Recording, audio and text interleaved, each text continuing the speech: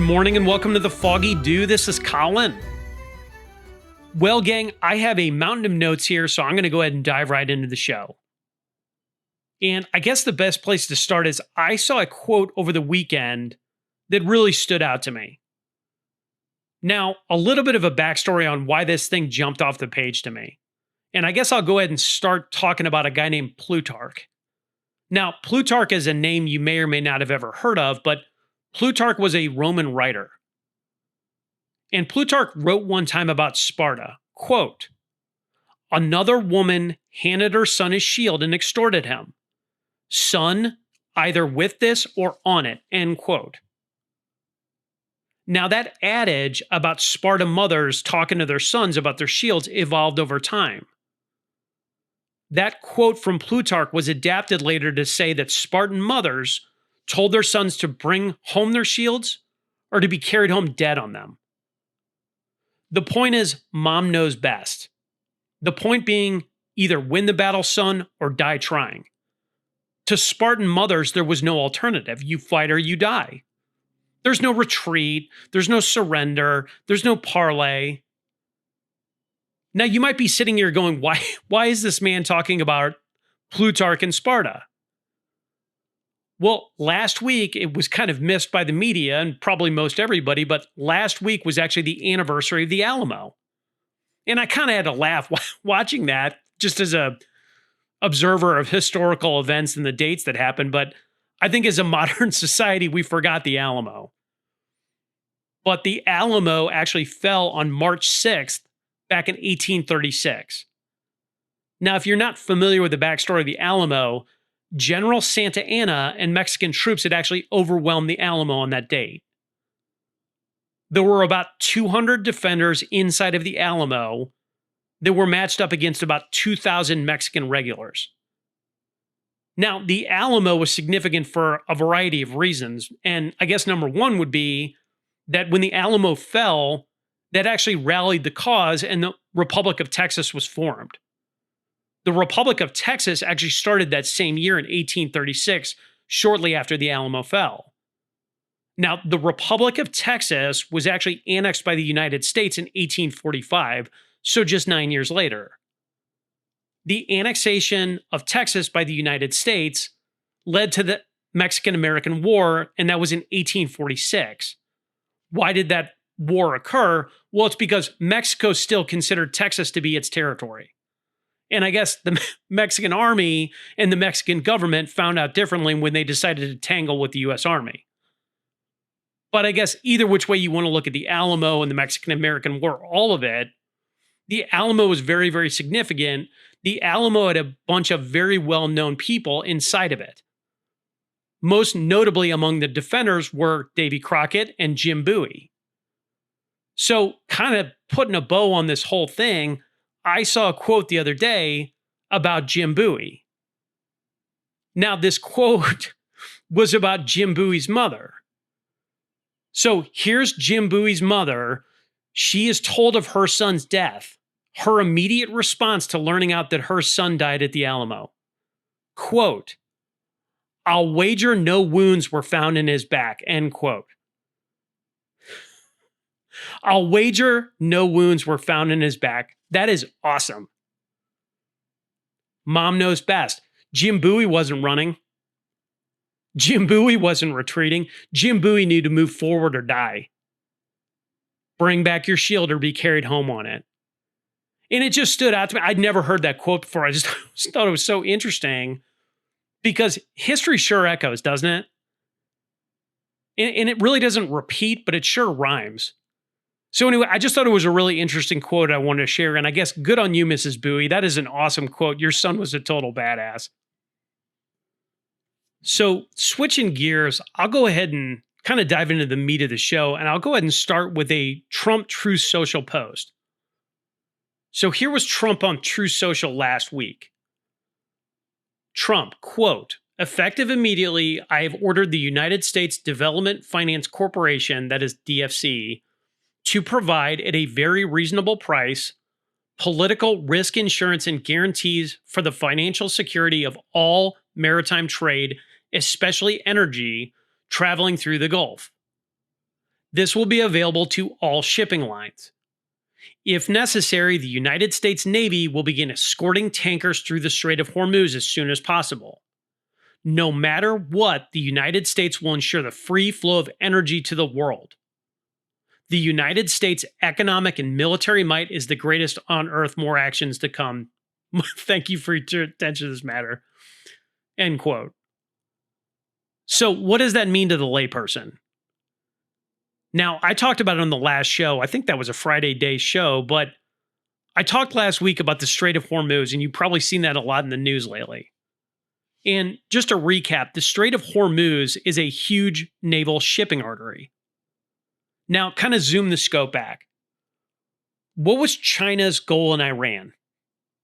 China's goal in Iran was to arm Iran. Why? China wanted Iran to be able to own the Strait of Hormuz. Iran would use Chinese weapons to own the strait, meaning Iran would be acting as a Chinese proxy, so de facto China could control the Strait of Hormuz. Well, here is why China wanted that. 20 to 30% of all of the world's oil goes through Hormuz. Having power, having naval power, guns pointed at the strait, gives China what? It gives China power to control oil flow. So China could tax it. China could meter it through its proxy, Iran. Well, what else happened last week? And this is really key. This is the inside baseball on world events. All ships, when they travel in a maritime situation, need to be insured. All cargo on those ships needs to be insured. Now, remember Trump's post. Lloyd's of London is a huge insurance house you've probably never heard of, but Lloyd's of London was the insurer of all oil ships in the Strait of Hormuz. Lloyd's of London decided when the first missiles flew that they would not insure ships in the strait. So Lloyd's immediately drops all insurance policies on oil tankers in the strait. Circle back to Trump's post. So imagine let me just say this. Imagine all oil vessels in the Strait of Hormuz just lost their insurance. We'll go back to Trump's post. Trump's post means this. The United States now is insuring all oil tankers in the Strait of Hormuz. The United States will insure oil transport. Not only will the United States insure it, it will back that insurance by military force. And this is very subtle, but very, very important. And what this means to the layperson is that the United States now has economic interest in the strait. We have economic interest that will be backed up by the U.S. Navy. Insurance underwritten by the force of the U.S. Navy. Well, what does that mean if you zoom back out of it? What that means is that the United States now owns the Strait of Hormuz, so the United States now controls 20 to 30% of all oil transport globally, not China. So they did this in one bold move. So Trump, with the flick of a pen, just underwrote insurance backed by the U.S. Navy. What else does this move by Trump mean? This move by Trump against Lloyd's of London, and shame on Lloyd's of London for doing that, but this is an enormous middle finger to the UK, a huge middle finger to them. Now, you got to remember England's history. England, Great Britain, the British Empire, controlled the seas for centuries. And all maritime trade since 1600 was underwritten and insured by Lloyd's of London. Lloyd's had an enormous piece of the global pie.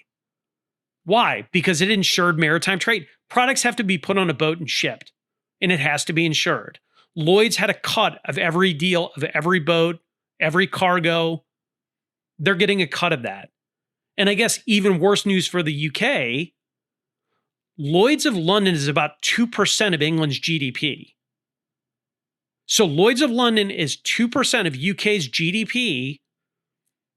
They give the UK about 50,000 jobs, and about 40 billion to the UK economy. And I guess what this means with this Truth Social post is, hey, UK, that just went poof. Keir Starmer, the Prime Minister of England, sat on his hands here. Our best friend, England, did nothing while the US went into Iran. England helped zero here. Our best ally, the UK, did nothing. Now, what happened over the weekend? So, over the weekend, Keir Starmer announced that he was going to go ahead and send 2 aircraft carriers to support US operations. What did Trump do? Trump told him to pound sand. Here's Trump. Quote, this is again on True Social. Here's Trump. Quote, the United Kingdom, our once great ally, maybe the greatest of them all, is finally giving serious thought to sending 2 aircraft carriers to the Middle East. That's okay, Prime Minister Starmer. We don't need them any longer, but we will remember.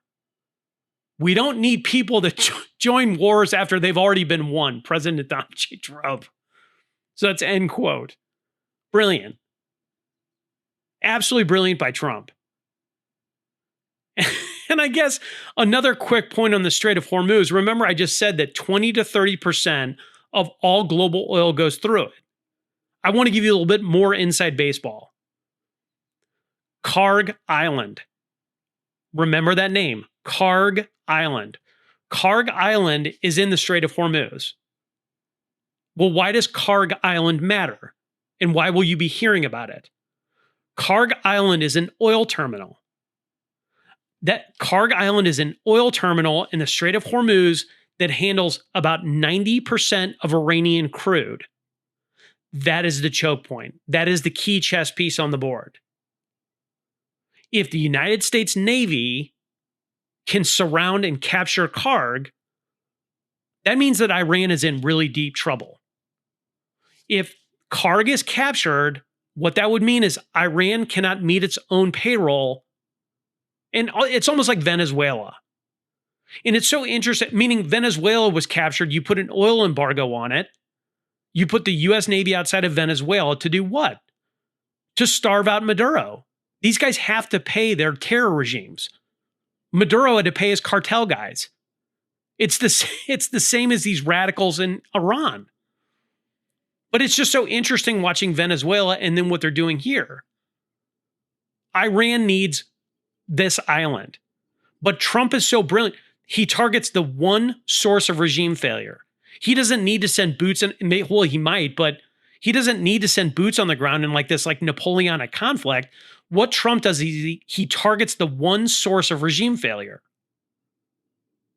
But I guess the only thing I would tell you is this is inside baseball with the Lloyds of London stuff and Karg Island. But watch these 2 things play out. It's going to be very, very interesting. Remember both of those names. But Trump is playing chess here in Iran. So switching gears, I was actually hoping to frame a topic. And I guess I'll start historically. Now, if you think all the way back to World War II, in World War II, Japan had their hero. Who was the hero of Japan? That was a guy named Admiral Yamamoto. Now, Admiral Yamamoto was super interesting historically. Yamamoto had graduated from the Imperial Naval Academy back in 1904. Now, after he graduated, he served on Japanese vessels, and then he was actually transferred to go study at Harvard. So this was a super, super brilliant guy. Well, what Yamamoto learned at Harvard and from the Imperial Naval Academy is he knew that naval power depended on oil and industrial capacity.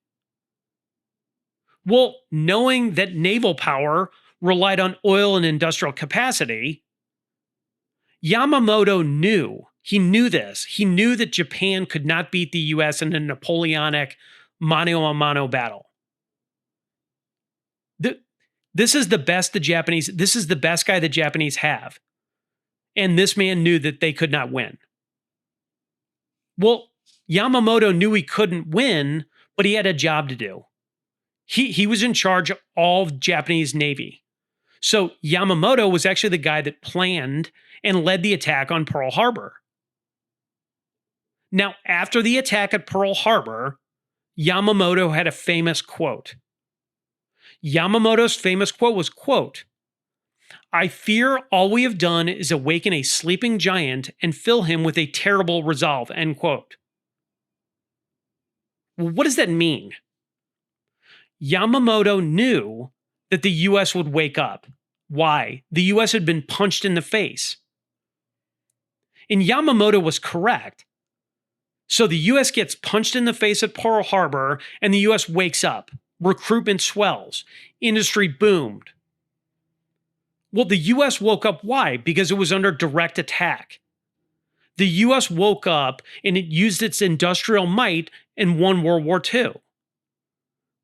The Allies won World War II because of industrial might and oil. Well, if you're an adversary of the United States and you study your history, how would you try to overtake the US after World War II? How would you defeat the US after World War II? Well, Yamamoto knew the one way not to do it is to attack them openly. And I think it's interesting, just before I get into this whole thing, it's very interesting to me because we're doing this with Iran with a peacetime peacetime military buildup. We are in a peacetime situation with our army, navy, etc. Can you imagine if we fully mobilized the United States? We're at maybe 10 to 25%. Can you imagine if we went to 100, what Iran would look like?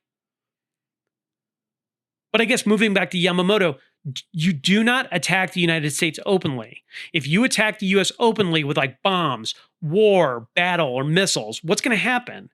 It's going to galvanize the population. It unifies the response. So again, if you learned your history as an adversary of the United States, you attack softly.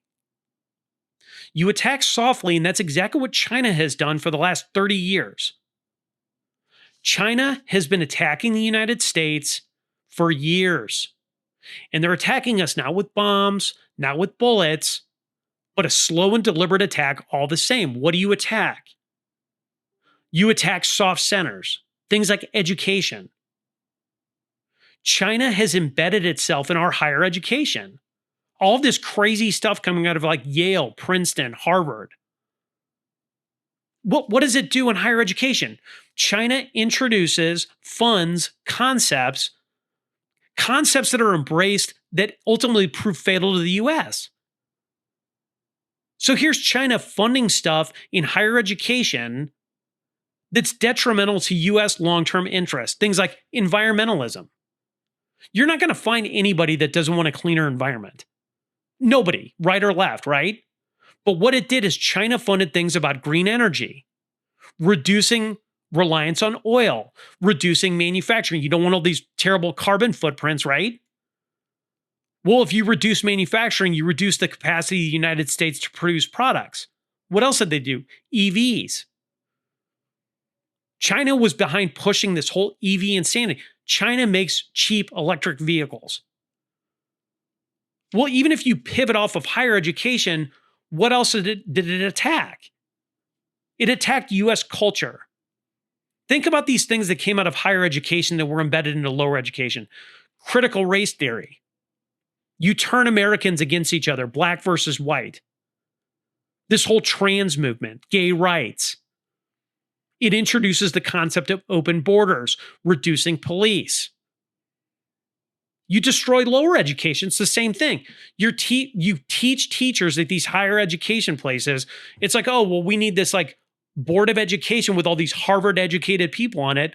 Well, they're pushing all this madness down to lower education. They're the ones that set the standards for grade school education.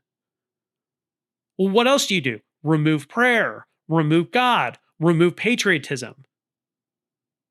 You don't have to look much further. It's poisoning media, poisoning movies, music. Look at woke Star Trek, woke Star Wars. It's all the same thing. You destroy the culture brick by brick. You start calling people that actually care about their country right-wing extremists. I mean, I could sit here and talk for an hour about how China has affected our culture. Look at the NFL. Look at the NBA. But I guess moving beyond the academia and the culture, what else did China do materially? China has been infiltrating the Western Hemisphere. How did they do that? China funded the cartels. China is the main supplier of fentanyl drugs into the United States. It's all just brought in by the cartels. The cartels are just the mule for Chinese drugs coming to the US. Well, what else did China do in this hemisphere? It went down to these poor Latin American countries and bought these people off. It bought off the governments of these Latin American countries. What else did China do? It embedded itself in Mexico, into Cuba, into Canada. And if you step back and look at like this huge swell of illegal immigration in the United States, China was the main facilitator of illegal immigration in the United States. Nobody really wants to talk about this, but China was south of the Darien Gap. You have to pass through the Darien Gap to get into the United States. China literally had like tent cities to facilitate illegal immigration in the United States. And who was helping them? Their buddies, the cartels. Think of the cartels like foot soldiers for Chinese interests. Well, what else has China been doing? China's been working on logistics, controlling shipping. They were looking at controlling the Panama Canal. Look at the Strait of Hormuz. And I guess it must escape people in the United States more broadly, but the reason the US functions the way that it does is because we won World War II and we control shipping lanes. Let me ask you a question and just do this as a thought experiment. What would happen if China controlled global shipping?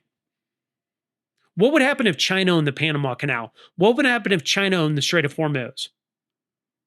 Would they be benevolent? Would they let goods pass into the US without taxing them like crazy, holding them down, making the supply chain unreliable? And think quite deeply about supply chain. I've talked about it on the show many times before. China, just as of a couple years ago, had 21% of US imports. 21%. The United States at 21% is now totally dependent upon Chinese products. And thank God for President Trump, now we're down to like 7%. But if you think about 21% of Chinese goods coming into the US market, that's not just like one thing. It's medical, it's energy, it's consumer goods, all relying on China. And I've talked about it before on the show, but I'll just go ahead and reiterate. To me, one of the dumbest arguments that I've heard in Washington, D.C. over like the last 10 years or whatever is China attacking Taiwan. You hear it all the time. If China attacked Taiwan, what does the U.S. do? What would the U.S. do if China attacked Taiwan? Our politicians, right and left, told you that we would go ahead and defend Taiwan. Awesome. Really? So we would attack China and defend Taiwan. So we're going to attack the country that's giving us 21% of our critical goods. And I guess it escapes the logical process of these people in DC, right and left, but China at the time sells us our critical medical consumables. Gloves, surgical masks, all of our PPE, common drugs. So if we attacked China a few years ago, how do we get gloves exactly? And that might not seem like a big deal because it's just kind of a mundane object, but imagine a dentist office with no surgical gloves. Imagine a surgery with no surgical mask. So I guess my question more broadly is, if we're going to go ahead and attack China, who's giving us 21% of our imports, how would that work exactly? And I guess, look, here's the truth, and I guess the point of why I'm even talking about this. China did not have a Pearl Harbor moment planned. They learned from Yamamoto, you don't do that. So they didn't have a broad daylight bombing run. What they had is they had a slow strangulation plan. The giant that Yamamoto referred to was being strangled while it slept. And China's whole war posture was to come off as non-threatening. They want to come off as benevolent. There's no guns drawn. There's no bullets flying. What they were doing is piece by piece killing our supply chain. And the only thing I can tell you looking at this entire situation, a country reliant on its own enemy is very, very weak. If you capture the top of the supply chain, downstream, it makes the country dependent. It makes the US dependent on the fountainhead of the supply chain.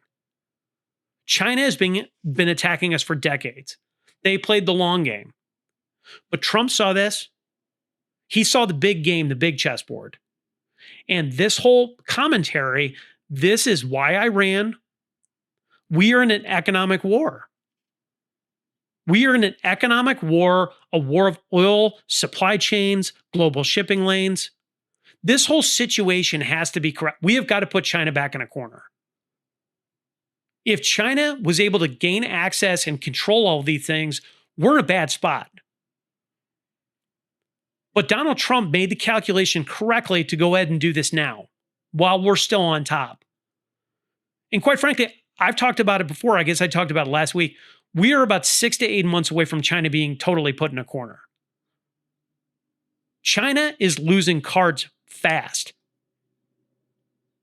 So I guess back away from this whole diatribe about China, why Iran, all that stuff, my worry is domestic. And why would my worry really be domestic? Because I think everything overseas is going to figure itself out. We've already got control of the Panama Canal. We're going to have control of the Strait of Hormuz. I think all that's going to get figured out, and we're going to be able to dictate terms to China in an economic war. My worry is domestic. The next few years, meaning to like 2030, are going to be critical. My contention is, I think you have elements inside of our own government, meaning i.e. the Democrat Party, the rhino establishment class. You have an establishment class, right and left, that, in my opinion, has been bought and paid for by China. And look, the entire expert class, all the people out of Harvard, Yale, or whatever, those are the think tanks that feed these politicians in Washington. All of those think tank expert class people, they're all bought off by China. And I guess if I look at this whole situation, the one thing I kind of go to is the silver lining of it and why I'm so bullish about it. I think at this point, there are enough people awake. I think the culture shift that we've had over the last few years, I think that culture shift was enormous. Elon Musk, his acquisition of Twitter, X, that was huge. And I guess when I look at it, the giant did wake up. We did wake up.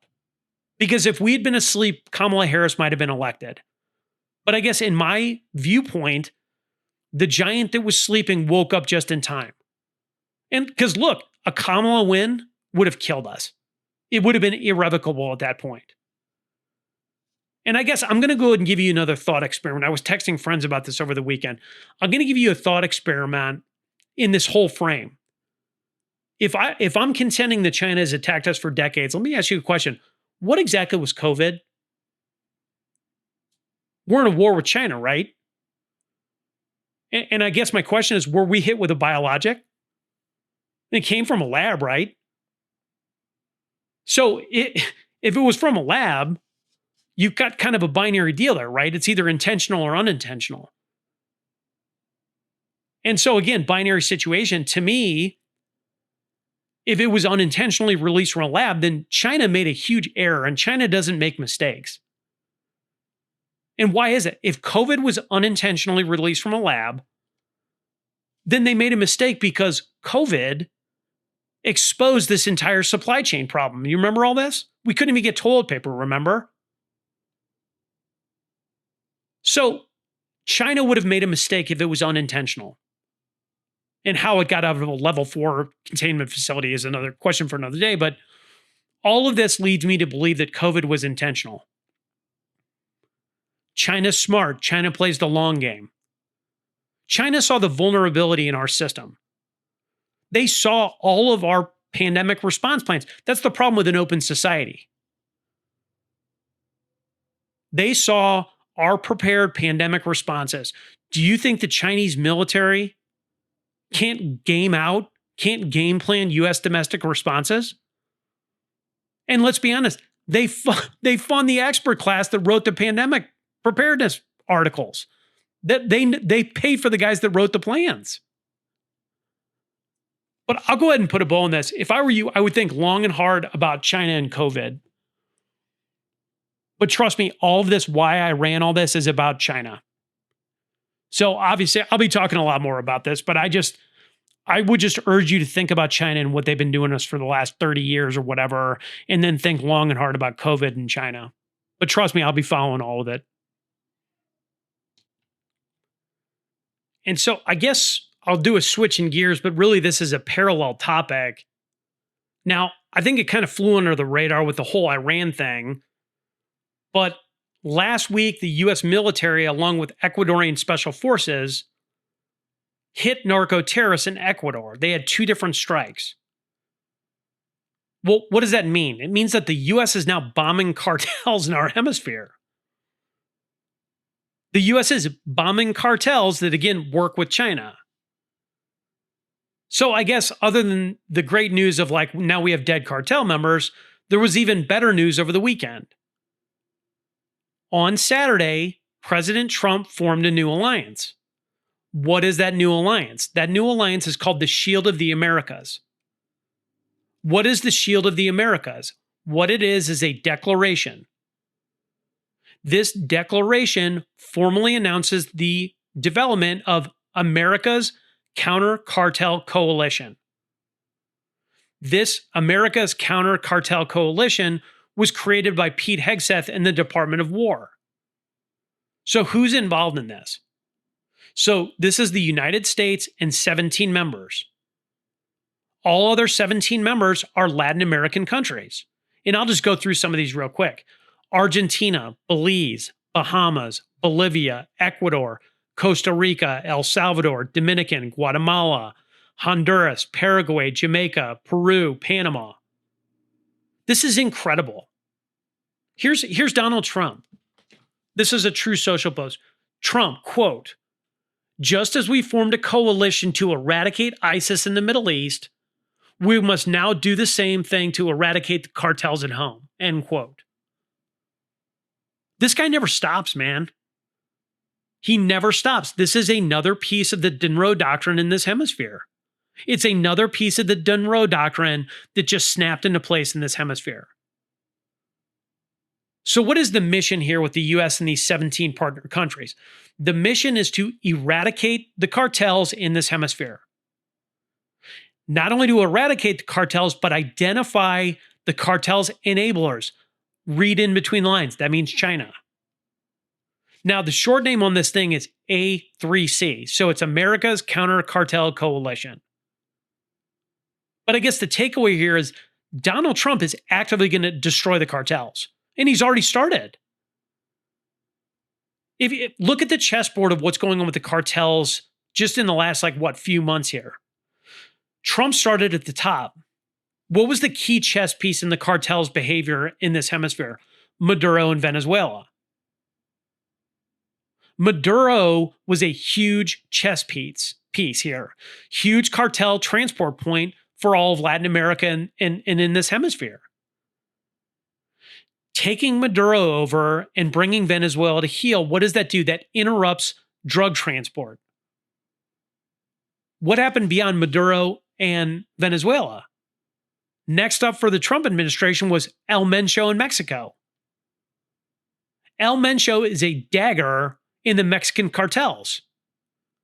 The Mexican cartels control Mexico and the Mexican government.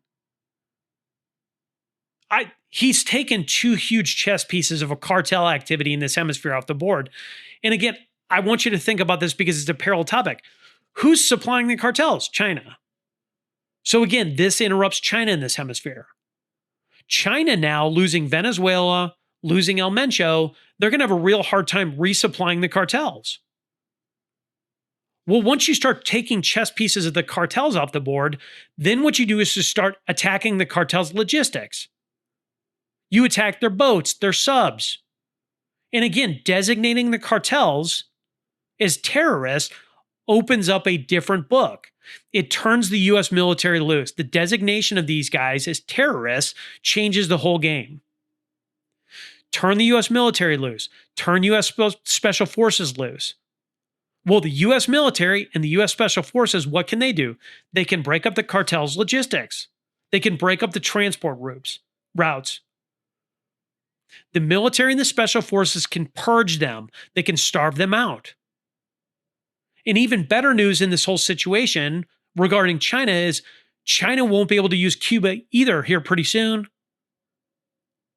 Think about it this way with like Cuba. Move beyond the cartels. Cuba was yet another forward operating base for China. And I don't know if you've been watching what's going on in Cuba, but that is like wild. Cuba's about done.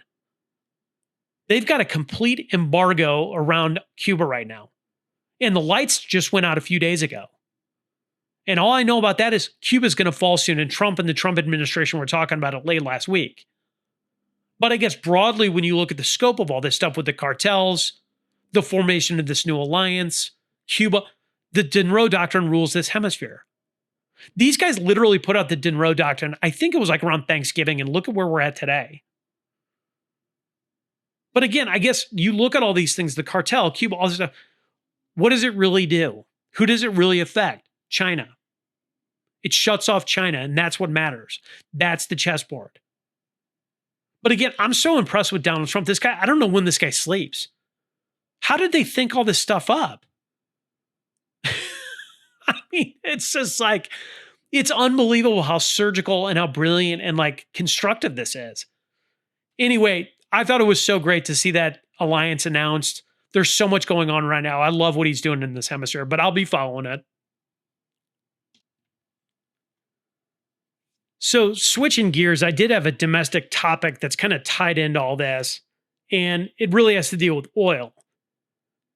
So I guess the best place to start is that a letter was sent out the other day.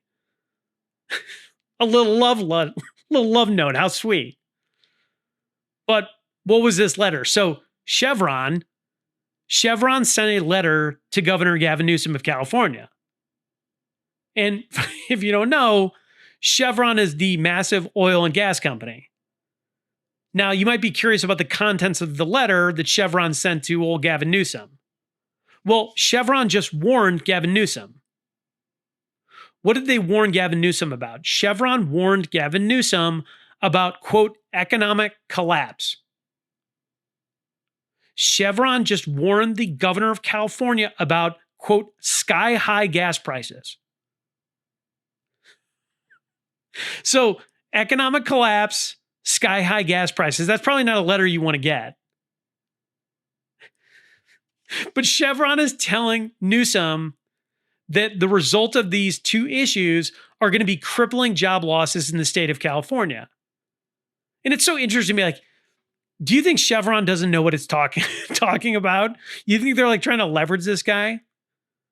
Of course they know what they're talking about because they're a for-profit company.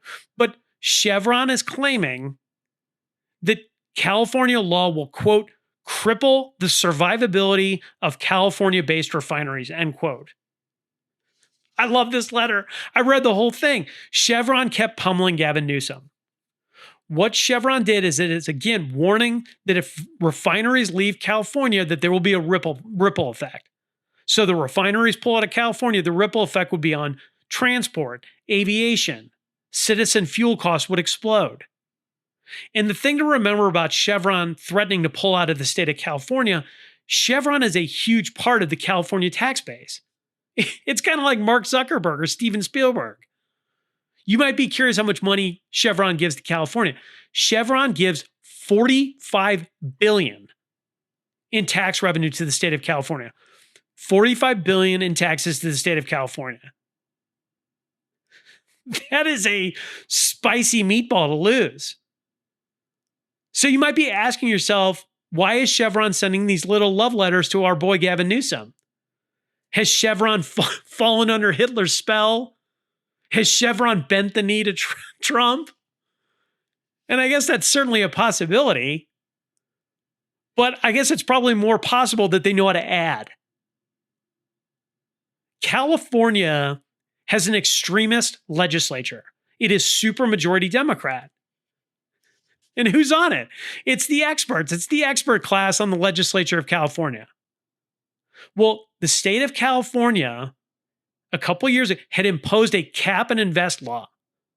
Now you might ask yourself, what is cap and invest? What that does is it charges oil makers for carbon emissions. That cap and invest law makes it almost impossible to make a profit if you're an oil company in the state of California. And it's not funny, but if Chevron pulls out, and they will, California is going to lose about 10% of their oil supply. Supply goes down, what happens? Costs go up. Estimates are that gas could hit $8 a gallon soon in California. I think I just saw the other day that it was. But if you're paying $8 a gallon on your car or whatever, that's a spicy meatball.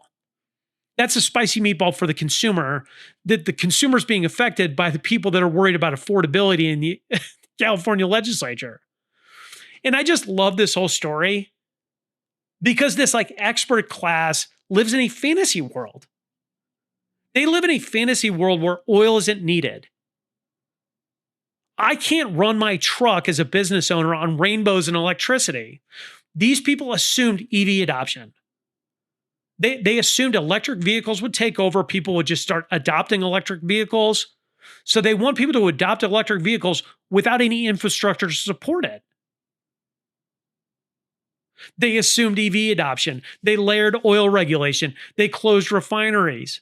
They're taxing oil producers out of business. And I guess newsflash to these expert people, the world still runs on oil. California shrank their own oil infrastructure. It shrank their own oil supply. That's a own goal. And I guess, I'm not that bright, but I suppose their plan was in the California legislature to shrink the oil and let electric vehicles take over. Well, I guess the problem with that dynamic is that oil demand has outpaced the transition curve to electric. And I guess an easier way to think of that, distilled down, would be that starry-eyed naivete meets cold, hard reality.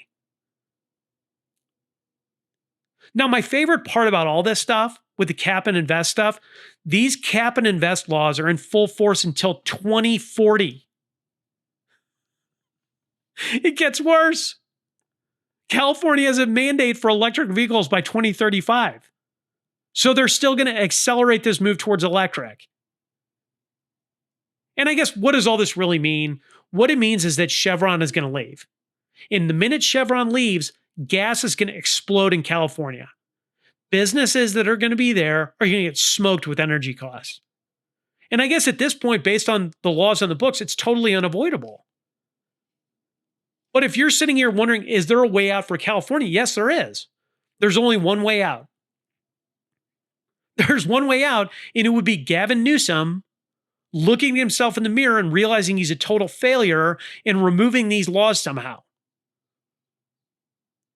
He would have to remove the laws on the books, but good luck selling that to the blue-haired furries in the California legislature. All I can tell you, just backing away from this disaster in California, Newsom is a dead man walking politically. He's a dead man. He can go on any podcast he wants. The thought that this guy thinks that he's going to be the president after what he did to California, to me, is hilarious. There are not enough podcasts, Jimmy Kimmel's, Stephen Colbert's, Jon Stewart appearances. He's not going to be able to run away from this. I just said it a second ago. Gavin Newsom is finished politically. And I guess beyond this gasoline and energy issue, which is no small matter, California is hemorrhaging its tax base. Capital is fleeing, and that's already accelerating. This guy, Gavin Newsom, presided over a government in California that'll lose 4 electoral college votes in just 4 years in 2030. They're going to lose 4 electoral college votes because they've lost so many people. And I'm sorry, that is a damning report on Gavin Newsom. And I guess even if you move beyond the electoral votes and the energy explosion, all this other stuff, he's got looming fraud issues. And I guess, hey, Gavin Newsom, just wait till Dr. Oz starts on you. Dr. Oz runs CMS. Dr. Oz is going to rake Minnesota over the coals. They just started on New York. So you've got Minnesota, you've got New York in flight. It ain't going to be long till they get to California. And I can tell you this, Nick Shirley, the kid that exposed the Minnesota fraud that ended VP Tim Walz's political career, Nick Shirley's out there now. The fraud on California is going to be prodigious. It's unbelievable. I said Dr. Oz runs CMS. CMS, alone with the Medicare and Medicaid fraud in California, will finish him. And I guess, look, I'm totally on board with all. I think it's hilarious. This guy is going to get absolutely crushed, and he deserves it. But anybody thinking that Gavin Newsom is going to be in politics by 2028, man, let the Foggy know your suppliers, because that's good stuff. And I guess if I back away from that situation, I've said it before and I'll say it again, I do not think any blue governor is going to be in a position to run for president in 28. And again, I'm going to stick with it. I'm seeing a Kamala Harris, Pete Buttigieg ticket in 2028. But man, watch California closely. That is just a clown car. So, okay, I'll go ahead and wrap the show up. If you like the show, please go ahead and tell a friend about it. If you would, please follow us on Spotify. You can also follow us on Instagram at Foggy Dew Daily. If you have questions for the show, please go ahead and email us at foggydew95@gmail.com. But in the meantime, I'd ask you to say a prayer, ask questions, and stay vigilant. This is the Foggy Dew signing off.